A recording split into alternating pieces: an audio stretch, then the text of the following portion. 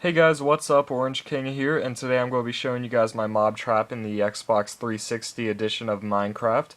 Now before I get into this video, I want to mention that everything on my world, like all the videos that I've made up to this point, have been on the same world.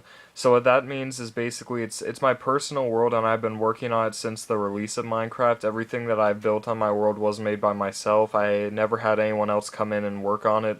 And I might be putting it up for download later on, but at this point I haven't yet because I'm not done with it and I haven't decided if I want to do that or not yet.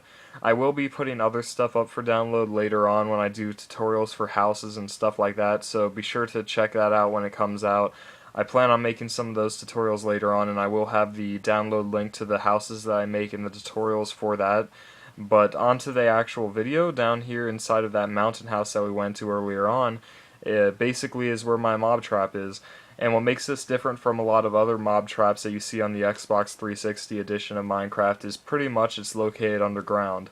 And that's different because most people make it above ground, and the reason they do this is simply because the surface area of the mob trap, or not actually the mob trap, but the surface area of the stuff around the mob trap is obviously much smaller if you make it above ground. If you make a mob trap and it's floating above ground, you don't have to worry about mobs spawning around the trap. And if you make it underground, you do have to worry about that because there's a lot of cave systems and dark lit areas underground that the mobs could spawn in instead of spawning inside of your mob trap or your mob spawning pads.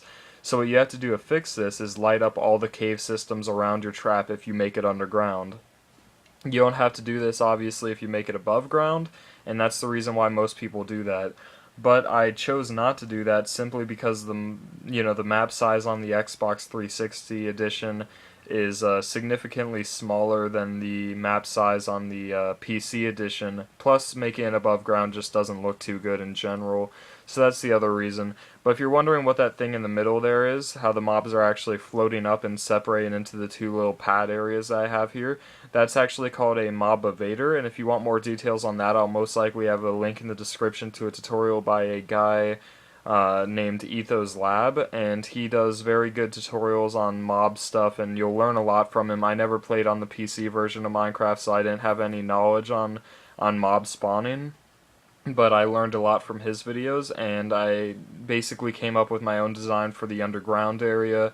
I used his mobavator to transport the mobs from point A to point B, and it worked great. You know, you can see here the mobs are coming in pretty frequently.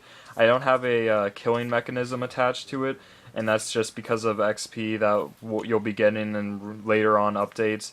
But yeah, also leaderboards, but that doesn't really matter that much to me, you know, it's not really important. But that's pretty much it, guys. Please subscribe if you like the video. Here's some dead mobs. Peace.